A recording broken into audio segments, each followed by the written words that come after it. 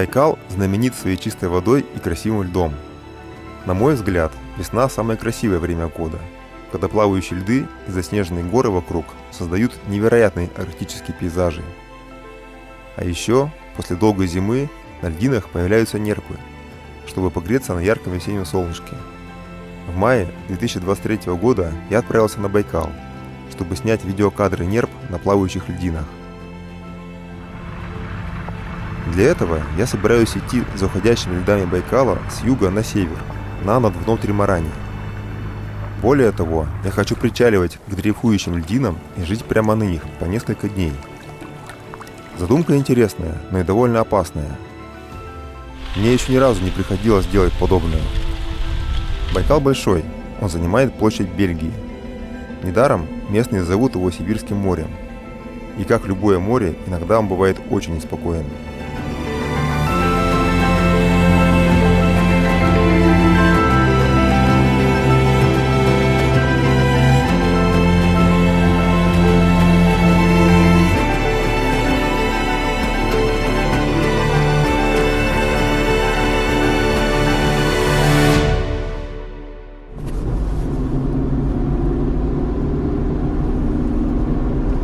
Из своего дома в Иркутске я выехал в конце апреля.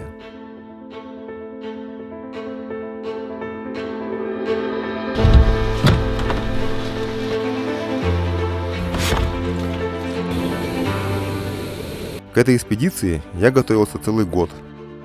Для этого я модернизировал свой катамаран, который заметно подрос и стал тримараном.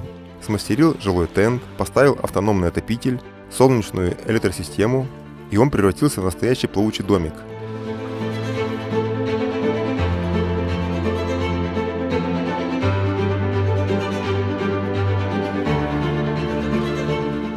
Обычно озеро начинает оттаивать с юга и постепенно льды уходят на север, что логично. Но в этом году космоснимки показывают другую картину. Сперва открылась почему-то середина. Поэтому точкой старта я выбрал одну симпатичную бухту в Тажиранской степи, рядом с островом Ольхон.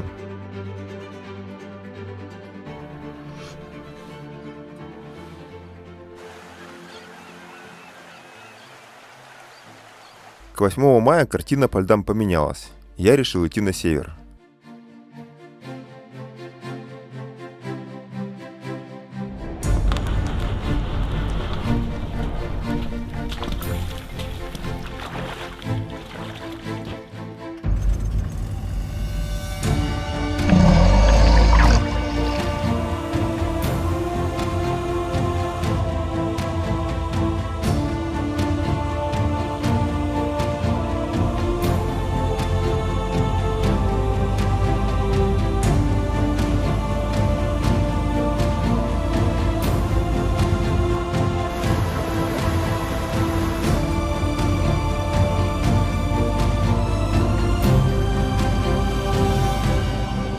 Ледовая обстановка меняется прямо на глазах.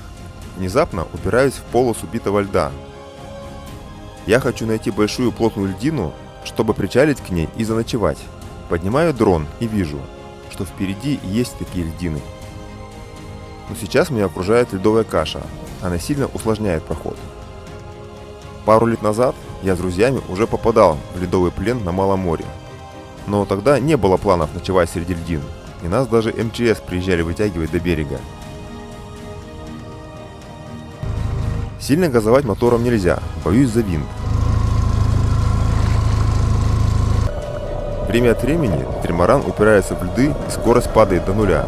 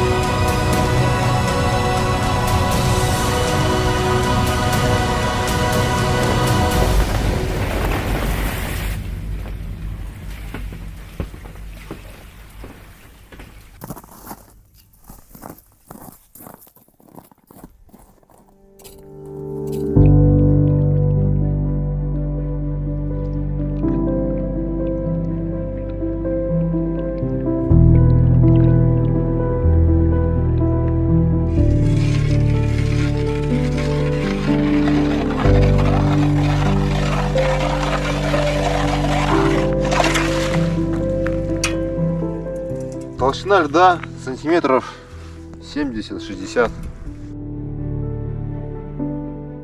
Для меня это новый опыт. В прошлые годы я высаживался на льдины, но не ночевал. Знаете, это очень необычно. Чувствуешь себя немного ледовым Робинзоном.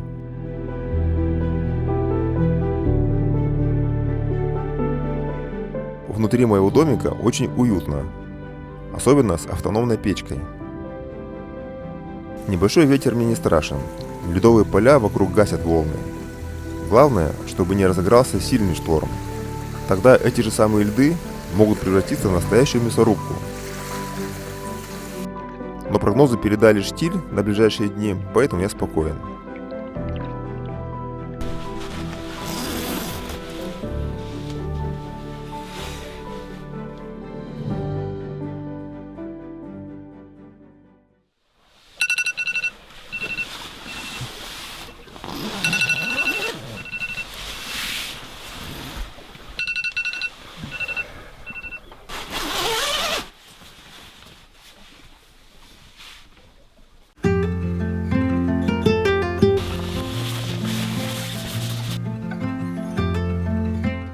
Нерв на льдине не видно, но это и не удивительно. Еще слишком много льда вокруг. Средняя норма популяции нерв на Байкале считается около 100 тысяч. В последние годы она сильно выросла, до 150 тысяч. И хоть их много, но все они рассредоточены на огромной территории. Мне нужно дождаться момента, когда льда останется мало, и они сконцентрируются на нем. Чем севернее я буду продвигаться и чем меньше льда, тем больше будет нерп. Я надеюсь на это. Сами тюлени мне пока ничего не обещали. Нерпы очень любят лежать на льдинах. На это есть минимум две причины. Первая, они радуются яркому весеннему солнышку. Но это не факт. Бывает, что и в пасмурную погоду лежат. Вторая и самая главная причина – это линька. Для них это некомфортный процесс. И они легче переносят это на поверхности. Однажды я наблюдал, как они волчком крутятся на льдинах, чешутся об острые края и сдирают старую шерсть.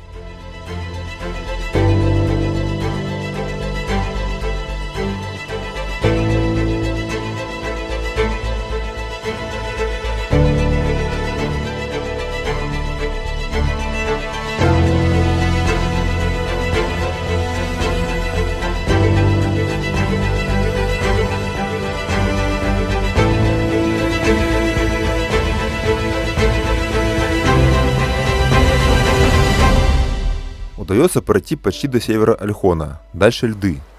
Останавливаюсь возле метеостанции Узуры. 10 мая, поднимаюсь на горочку рядом с Узурами, чтобы первое это погоду посмотреть в интернете, ветра.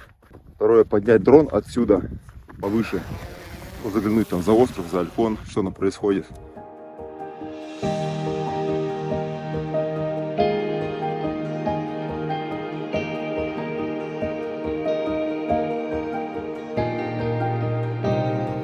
Да, нужен сильный, очень мощный ветер для того, чтобы льды все эти унесло. Прогноз показывает северо-западный ветер через пару дней, а значит, есть время заняться разными делами. Готовка, помывка, отдых.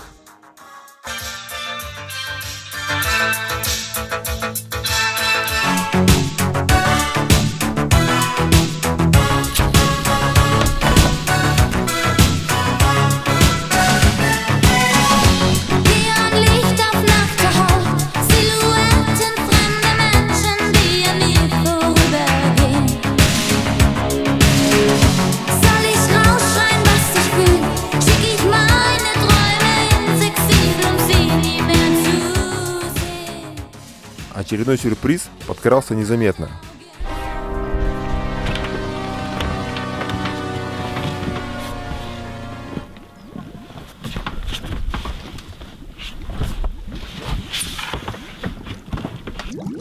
Три дня стоянки на одном месте и острые камни сделали свое нехорошее дело. Самое плохое, что дырка внизу, в воде.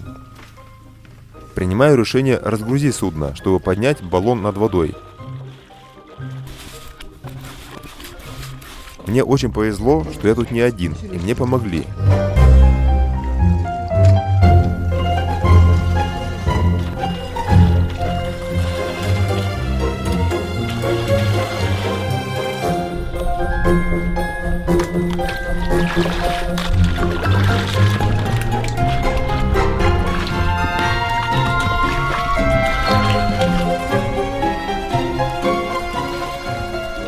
на этом сюрпризы не заканчиваются. Клей в тюбиках почему-то пришел в негодность, даже в новых.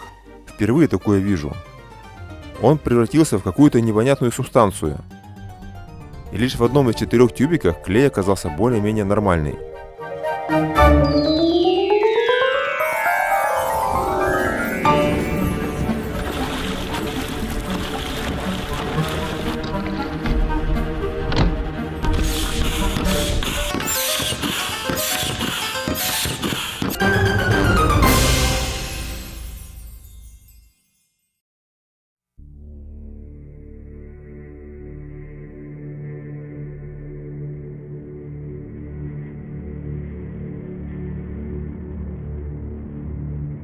Обещанный ветер отодвинул льды от западного берега озера. На ближайшие дни прогноз хороший, и поэтому я решаю двигаться дальше на север, но вдоль берега. Так безопаснее.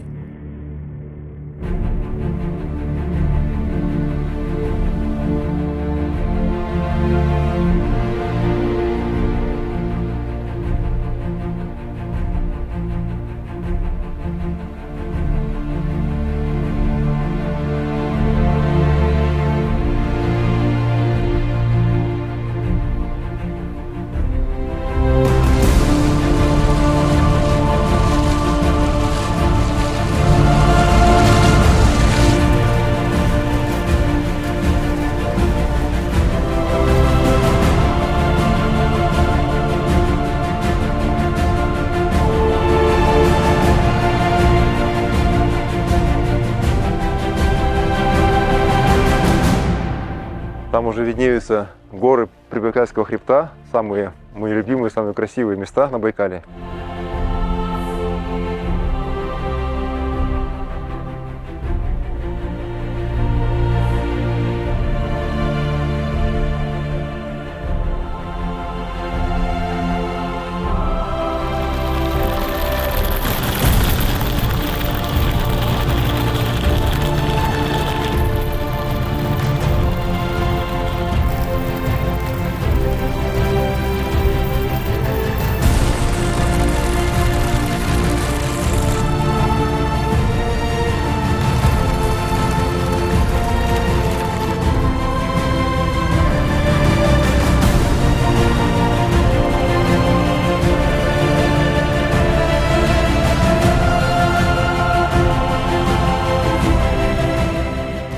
В один из дней ветер сменился и погнал огромные ледовые поля прямо мне навстречу.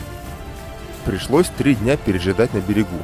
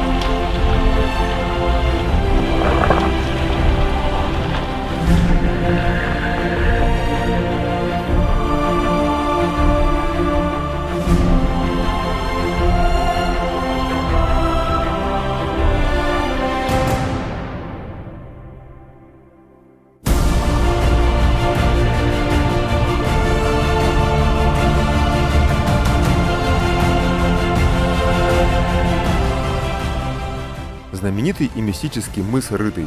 Пожалуй, это самое загадочное, окутанное тайнами и легендами место. И считается воротами на Северный Байкал. Здесь обязательно нужно остановиться и мысленно попросить духов впустить меня на север и выпустить. На мой взгляд, отсюда начинаются самые красивые и величественные виды. И все благодаря красивым скалистым горам, которые подходят близко к берегу. Скажу даже больше, кто не был на северах, тот настоящего Байкала не видел.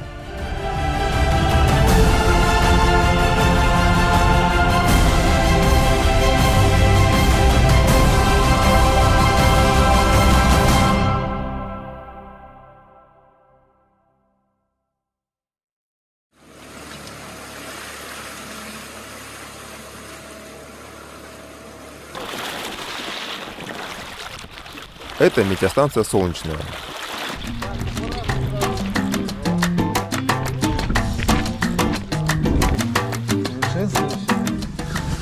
Все, Тинчин, обзор у тебя хороший. Лопатуся, заходи.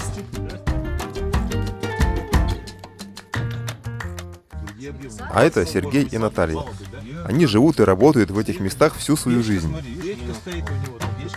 Сергей тоже строит тримаран, поэтому у нас очень много совместных интересных тем. Делимся опытом. В этом месте их они начинают играть. Я говорю, лопнут так вот баллон. Хорошо обрабатывается, держит температуру, как бы, ну, внутри отлежит это.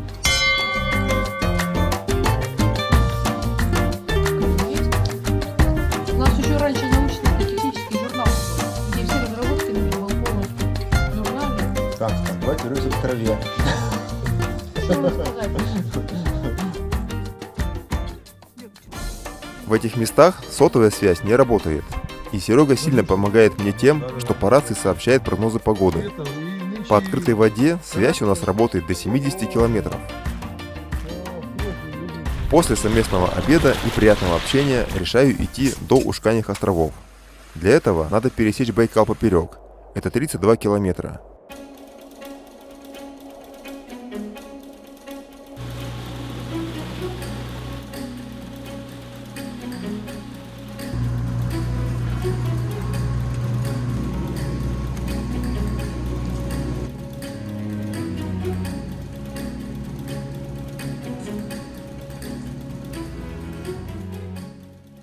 До Ушканьего острова я не дошел примерно километра 3.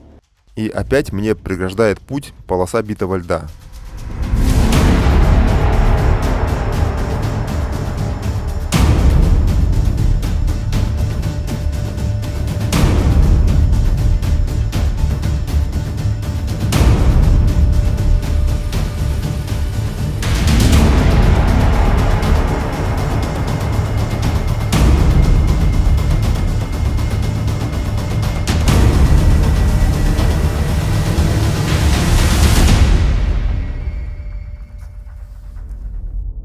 Ну, удалось пробиться к Ушканьему острову. Ну, как и предполагал, тут фантастическое место просто. Такие гигантские льдины. Просто фантастика. Красота неописуемая. В таком месте я еще не ночевал.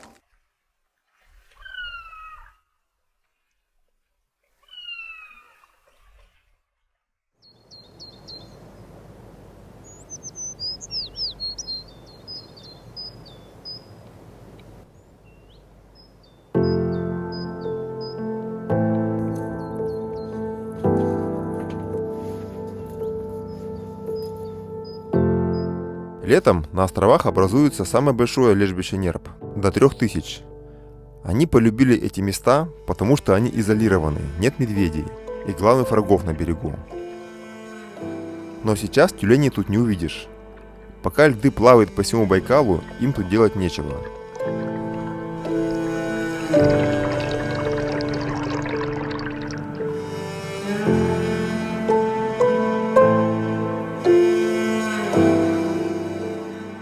А я решил пройти до полуострова Святой Нос. Но это оказалось непростой задачей.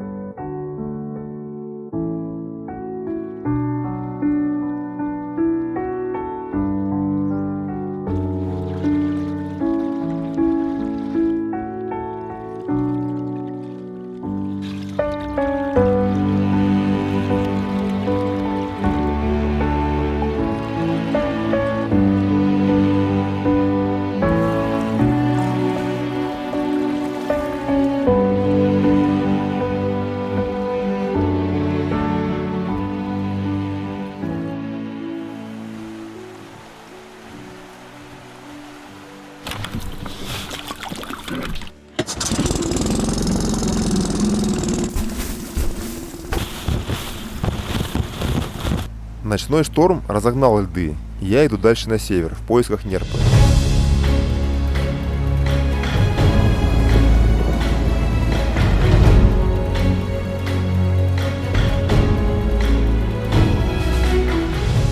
На этот раз удается дойти почти до северного изголовья полуострова Святой Нос. Дальше опять стоят непроходимые льды. В этом году весна на Байкале выдалась поздняя, и они не торопятся уходить.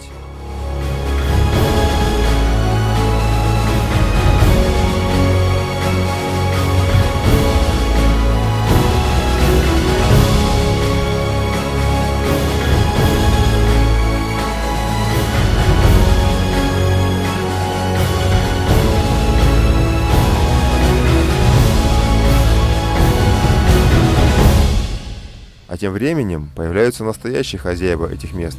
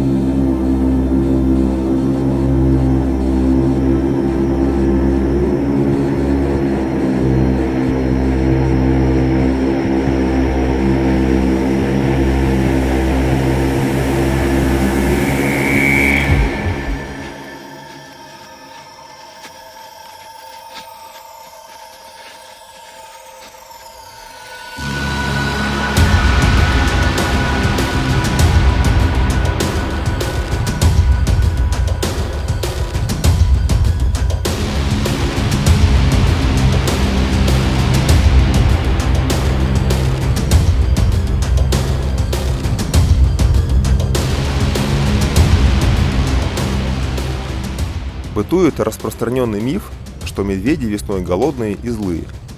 Но это совершенно не так. Они вылазят из берлог с достаточным запасом жира, запасенным с прошлого года. Да вы посмотрите сами, разве они выглядят тощими? Но кушать все равно надо. В мае в лесу еще ничего не выросло, и поэтому они бродят по берегам Байкала в поисках еды. Слизывают с камней бычковую икру, личинки. А если повезет, найдут после зимы дохлую нерпу или другую падаль.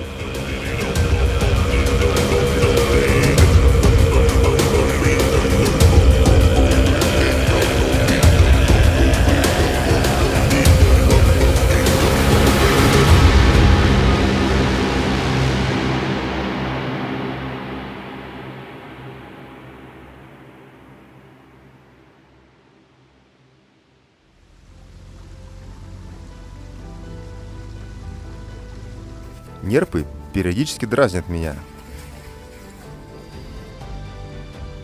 Неожиданно, вдалеке, среди массы льдов, замечаю странный объект. Мне даже показалось, что это корабль. Но ведь среди льдов корабли не ходят по Байкалу. Запускаю туда дрон, чтобы рассмотреть. Увиденное очень огорчило меня. Оказалось, это брошенный лагерь. Рыбацкий или туристический. Баннеры, ведра. Весь этот пластик скоро окажется на дне и на берегах Байкала.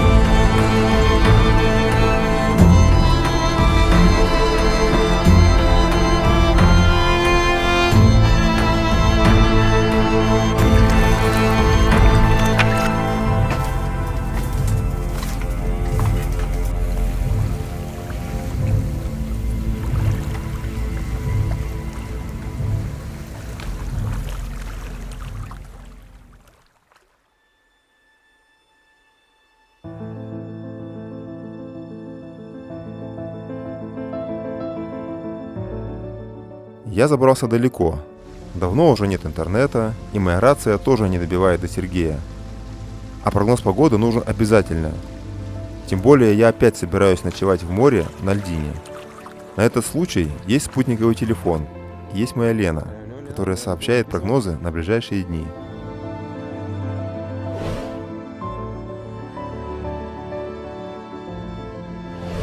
20 часов, ветер южный, 3. 3-5. Спасибо тебе большое, спасибо. Ладно, давай будем до связи. Целую, давайте, пока-пока. Ветра не обещают, и я спокойно остаюсь на льдине вдали от берега. Хотя, не буду лукавить, не совсем спокойно. Все же я понимаю, какая я беспомощная песчинка посреди огромной мощи Байкала, и что я нахожусь в полной его власти.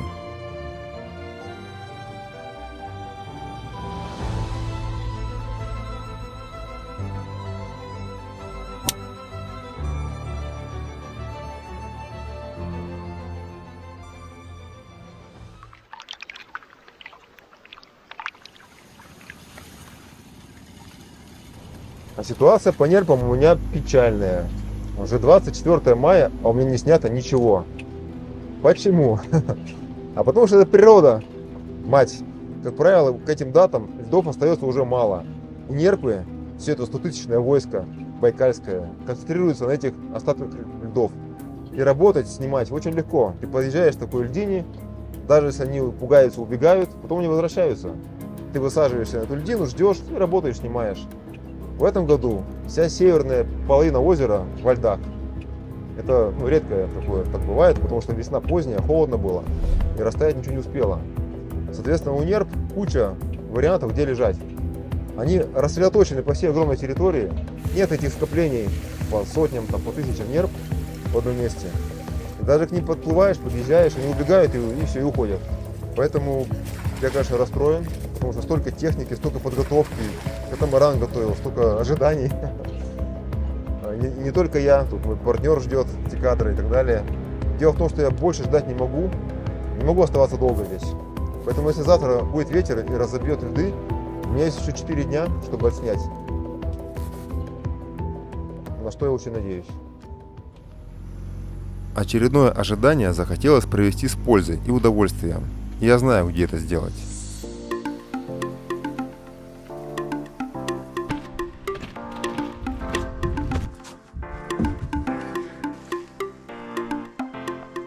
Это бухта Змеевая в Чевракуйском заливе.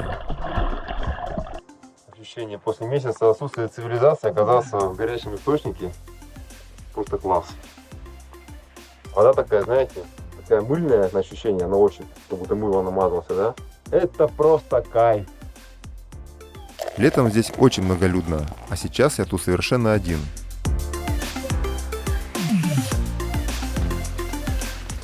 Но нет, не совсем один.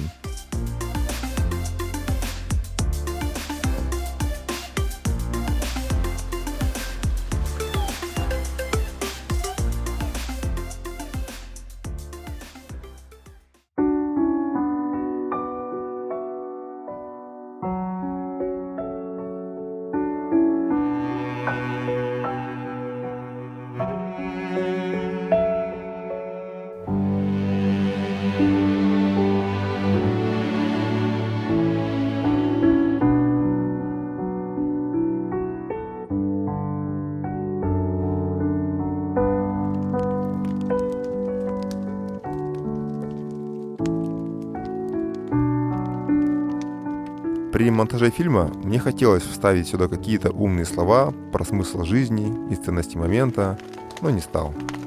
Думаю, вы сами все видите и чувствуете.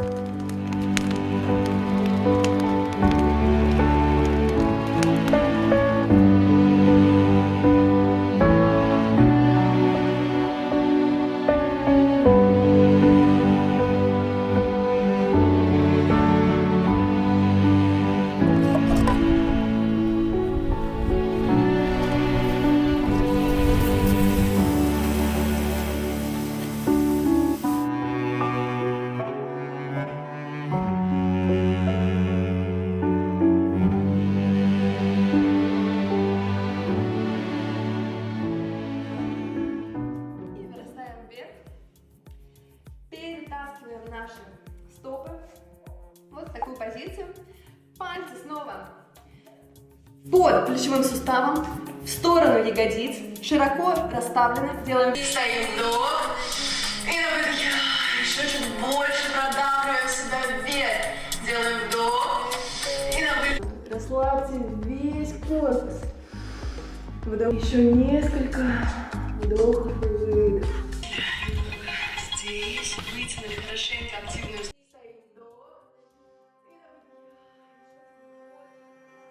Среди байкальской фауны есть один представитель, которого не любят многие местные жители, а некоторые даже люто ненавидят, особенно рыбаки. Это баклан. Они считают, что эти птицы съели всю рыбу на Байкале, особенно омуля. Доходит до того, что они гоняют их на моторках по заливам, не давая сесть на воду и ловить рыбу. Сам это видел. А один умник даже высаживался на этот остров и играл на баяне, чтобы не давать птицам кормить своих птенцов. Я решил изучить этот вопрос. Читал и консультировался с байкальским орнитологом. На самом деле, хоть они и ловят много рыбы, особенно когда вскармливают птенцов, но глобально, конечно, они не могут уменьшить ее популяцию. Уж очень он большой, Байкал. А рыбы стало мало как раз таки из-за человека. Первые русские ученые отмечали огромное количество рыбы и бакланов в 18 веке. В 50-е и 60-е годы прошлого столетия они полностью исчезли с Байкала. Многие думают, что это из-за того, что люди во время войны собирали их яйца. Но нет, вы просто представьте размеры Байкала, береговая линия 2000 километров, плюс множество островов с отвесными скалами. А учитывая количество населения тогда, это просто физически невозможно. Просто так совпало с цикличностью влажных и сухих периодов в природе, которые могут длиться десятилетия. Во влажные периоды появляется множество озер в более южных регионах, и они гнездятся там, не долетая до Байкала. Как это и случилось в середине прошлого века. Затем наступил более засушливый период. Те озера обмелели, а многие исчезли, и бакланы вернулись на Байкал в начале 21 века. Их винят в том, что в местах гнездовья погибают деревья, как на этом острове. Да, на первый взгляд это кажется плохо, но в природе так устроено повсеместно. Одни виды живут за счет других, используют как ресурс, занимают территорию. Так работает эволюция на протяжении миллионов лет, благодаря которой мы видим такое разнообразие жизни на Земле. Более того, вполне возможно, что когда бакланы покинут этот остров, тут разовьются какие-то редкие и уникальные растения. Так часто бывает в природе. А еще говорят, что бакланы притесняют чаек. Да, они занимают некоторые гнездовые места. Но тут вопрос, кто кого притесняет. Бакланы явно крупнее и могут за себя постоять. Но чайки все же ухитряются поедать яйца и птенцов бакланов, а бакланы так не делают.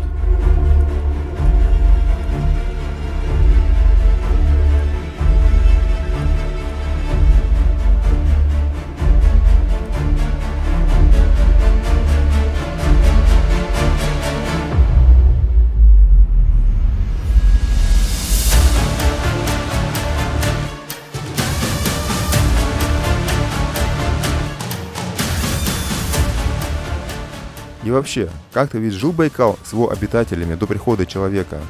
Природа сама все регулировала. Но пришли люди, отдельные личности возомнили себя царями природы и решают, какие животные полезные, а какие вредные. Думаю, это банальный вопрос конкуренции за один и тот же ресурс – рыбу. И обычное невежество.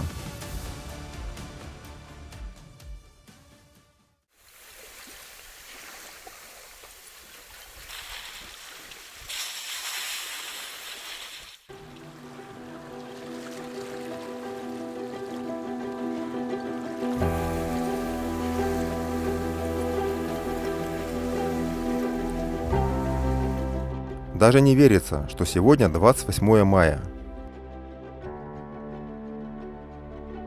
Для сравнения, это космоснимок 9 мая 2020 года. Тогда это были последние льды, которые через пару дней исчезли вовсе. Я знаю, что всего через 2-3 дня здесь будут последние льды и тысячи, десятки тысяч нерп на них. Мне не хватило совсем чуть-чуть, чтобы снять именно те кадры, ради которых и была вся эта экспедиция.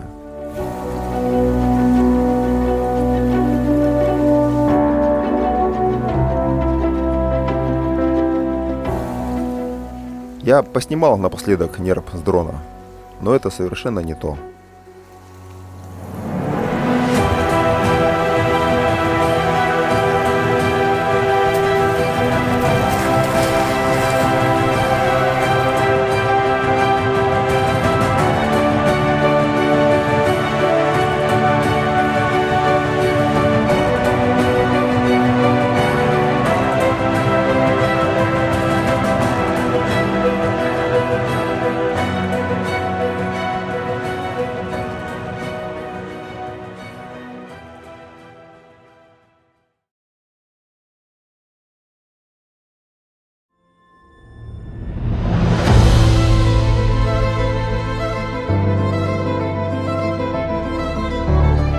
Ну вот прошел ровно 1 год, я вернулся, чтобы доснять свои задумки. Все тот же катамаран, все тот же Байкал. И сейчас у меня нет ограничения по времени, нету лимитов. Я буду до победного снимать то, что я хочу, то, что задумал.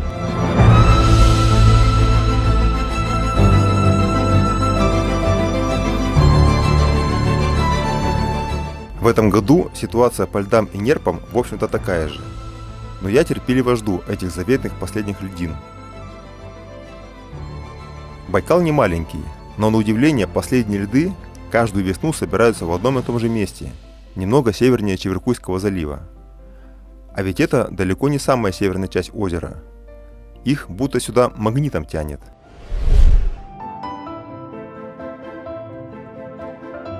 А в этом году за место спутникового телефона я взял с собой спутниковую тарелку. И это оказалось довольно-таки удобно. То есть в любом месте Байкала, вообще даже сейчас на льдине плавучей. Благо она большая, очень поставил, настроил, и все, есть интернет, смотрю погоду, переписываюсь.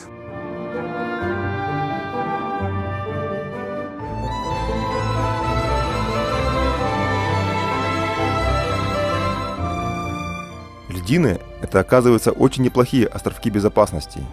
Я уже более смело ночую на открытой воде вдали от берега.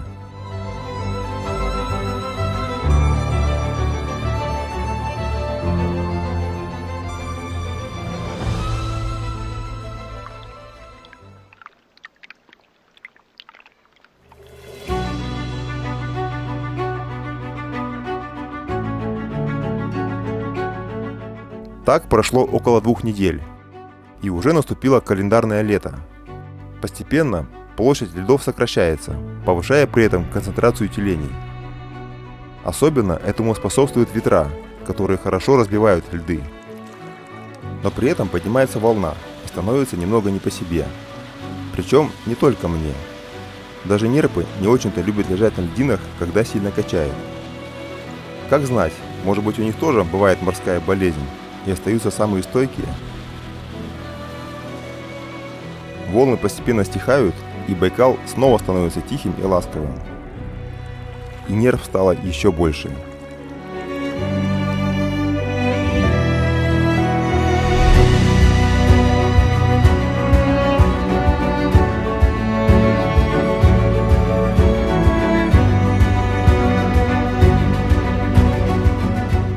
Поведение нерп бывает настолько разное. Обычно они убегают, когда видят приближающийся тримаран.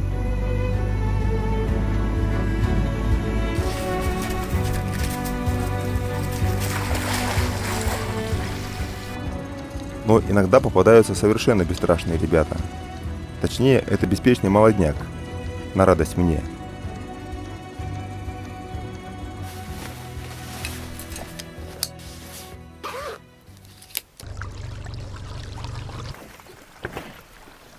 Я, конечно, пытаюсь быть максимально незаметным, и иногда это даже получается, но чаще всего я оказываюсь в самом центре внимания сотен черных глаз.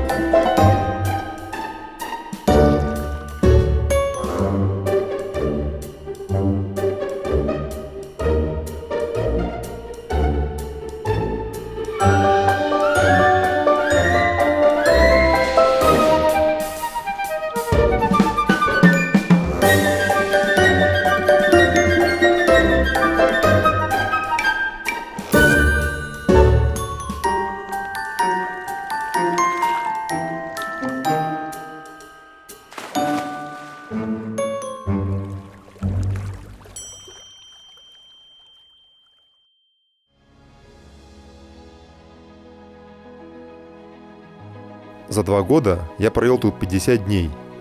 И наконец-то наступил этот редкий момент, когда льды буквально стали черными от нерв. Я дождался этого.